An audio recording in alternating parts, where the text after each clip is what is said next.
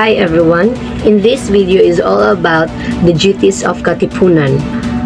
Our national hero risked their lives for the independence and for the country's fortification of establishing the freedom and the republic. They endured pain and suffering from the colonial rule with different countries across the continent.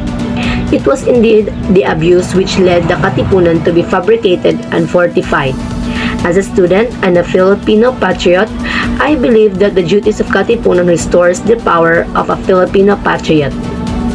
But what are the things that we need to preserve so that the next generation can be knowledgeable enough to know the historical suffering of the Filipinos and how they prevail a gigantic freedom?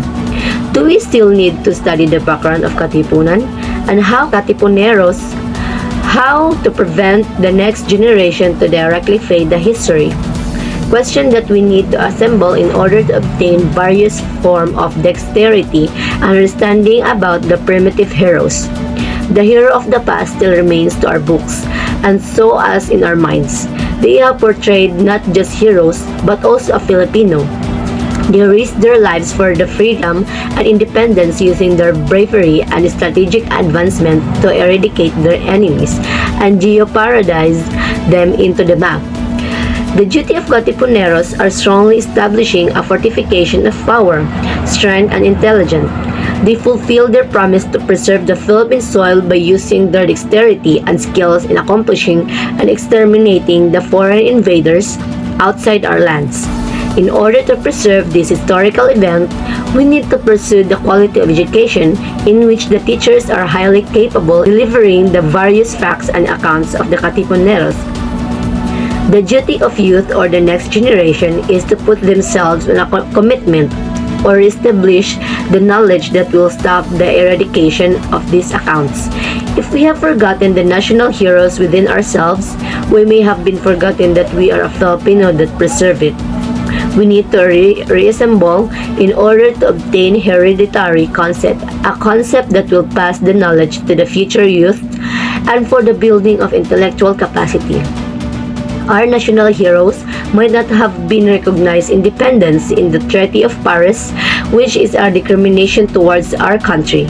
But to utterly say that it is a discrimination, we need to set aside our negative perception because for me, history must not be put hatred but rather must put on the understanding.